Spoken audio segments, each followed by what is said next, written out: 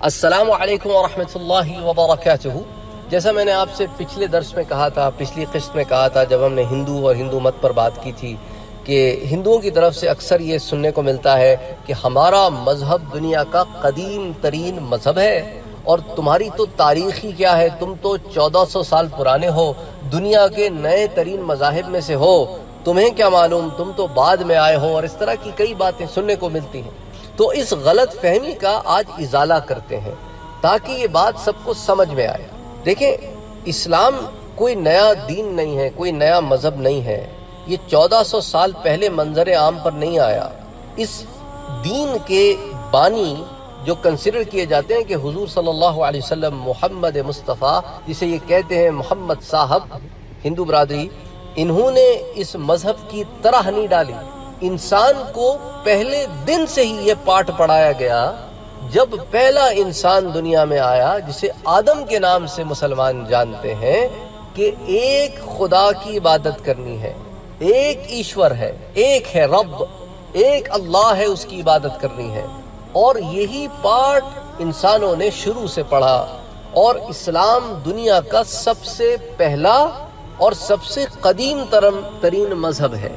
اگر آپ قرآن بھی اٹھا کے دیکھ لیں تو آپ کو یہی ملے گا کہ قرآن میں اللہ تعالیٰ نے بار بار یہی کہا ہے کہ ہم نے جب آدم کو زمین پر بھیجا، جو پہلا بشر تھا، پہلا انسان تھا، تو اسے ہم نے کہا فَإِمَّا يَأْتِيَنَّكُم مِّنِّي هُدًى، جب میرے پاس سے تمہاری اولاد کے پاس ہدایت آئے اور جو اس ہدایت کی پیروی کرے، اس کو مانے، تو وہ لوگ ہیں جن کو کوئی غم نہیں جب وہ مرنے کے بعد اٹھائے جائیں گے، اور جو نہیں مانے گا اس کو خوف کرنا چاہیے۔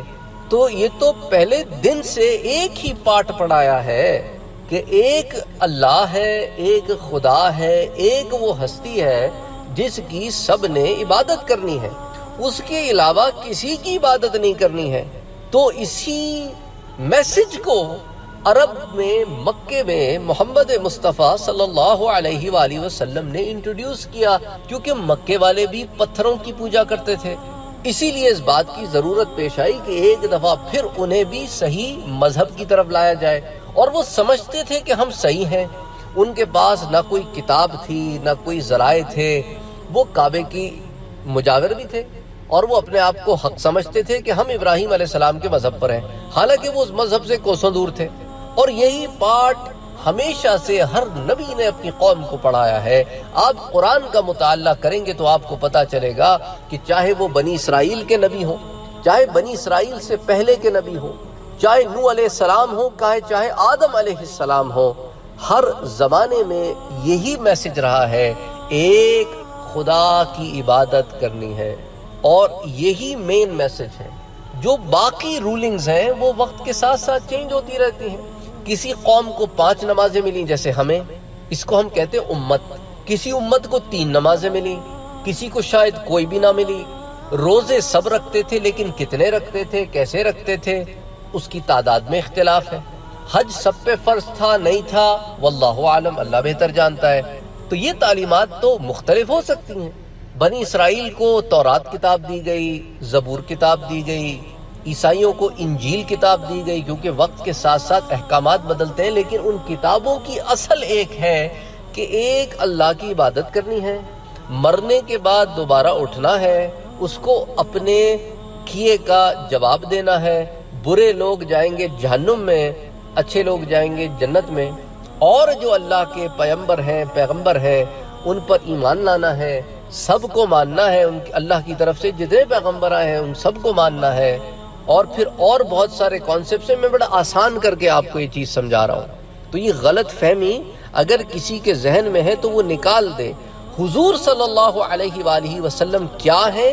وہ آخری پیغمبر اور آخری رسول ہیں، the فائنل میسنجر ہیں، کہ اب اللہ تعالیٰ کی طرف سے اور مزید کوئی میسنجرز نہیں آئیں گے، کیونکہ اب دین اپنے تکمیل کو پہنچ گیا ہے، مکمل ہو گیا ہے۔ اس لیے قرآن کی آیت ہے الَّيَوْمَ أَكْمَلْتُ لَكُمْ دِينَكُمْ، آج ہم نے تمہارا دین مکمل کر دیا ہے. مطلب وہ جو آدم سے ایک سلسلہ ہم نے شروع کیا تھا آج وہ اپنے عروج پر پہنچ گیا ہے کہ انسانیت اب اس مقام پر پہنچ گئی ہے کہ اب اس فائنل میسج کو سمجھ کر اس پر عمل کر سکتی ہے. کیونکہ ہر وقت ہر دور میں مختلف مدارج ہوتے ہیں. اليوم اکملت لکم دینکم واتممت علیکم نعمتی، اور میں نے تم پر اپنی نعمتوں کو تمام کر دیا ہے، بلیسنگز کو تمام کر دیا ہے. وَرَضِيتُ لَكُمُ الْإِسْلَامَ دِينًا، اور تمہارے لیے دین اسلام کو پسند کیا ہے، اس پر میں راضی ہوا ہوں. تو اس لیے جو لوگوں کے ذہن میں یہ کوئی غلط فہمی ہے کہ 1400 سال پرانا اسلام ہے اور اس سے پہلے اسلام نہیں تھا، تو وہ اپنے ذہنوں سے اس چیز کو کلیئر کر لیں. کسی نے انہیں غلط پاٹھ پڑھایا ہے تو پاٹھ شالے سے صحیح پاٹھ پڑھ لو. اچھا، کچھ لوگ اس پر بحث کریں گے، اس کا میں جواب دیتا ہوں آپ کو. بڑا آسان سا جواب ہے. دیکھو نا، اگر تو مجھے کرسچینٹی کے بارے میں پتہ کرنا ہے تو میں کس سے پتہ کروں گا؟ کسی کرسچن سے.